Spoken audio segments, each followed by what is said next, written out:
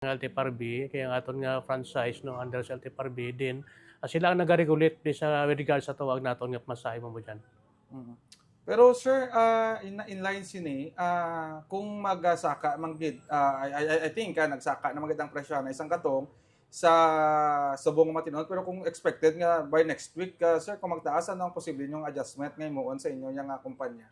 So same tong aton ginahimo no bali ang aton nga way na lang para maka-fuel save kita sa nasiling ko na so gina-shut off nato ng engine while waiting no for aton no then possible pandar naton ang aton nga aircon mga 10 minutes before bago mag-parking kaya kung mabugnaw na siya so pwede naton patyon ang iya nga aircon gamiton naton ang blower no para magpabilin ang bugnaw no comfort sa aton nga riding customer.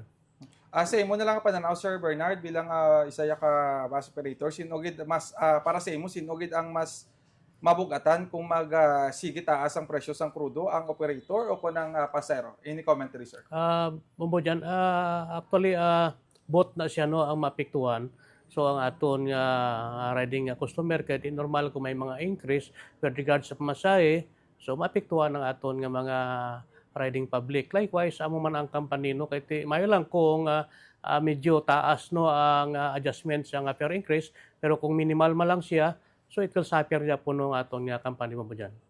Last question na lang Sir Bernard, ano imo na lang ang mensahe sa mga ordinaryo nga mga consumer nga nagaasagid sa aton yang public na transportation sa tunga sang sining sitwasyon sa international nga merkado sang pagtaas ng krudo, Sir Bernard? First of all dyan, no, kapasalamat ako no, sa inyong radio station, no, sa Bumbo Radio. Nagintiga kita sang time no, para mapaabot nato ng informasyon sa aton nga mga riding customer. So, ang management no, padayon nga nagapasalamat no, sa aton nga riding valued customer nga nagapatronize no, sa YBL company.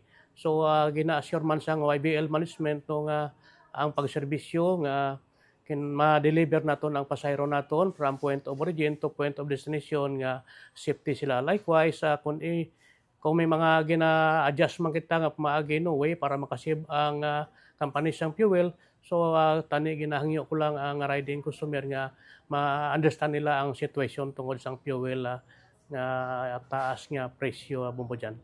With that Sir Bernard, maraming salamat kag good morning po sa inyo. Thank you bumbo dyan.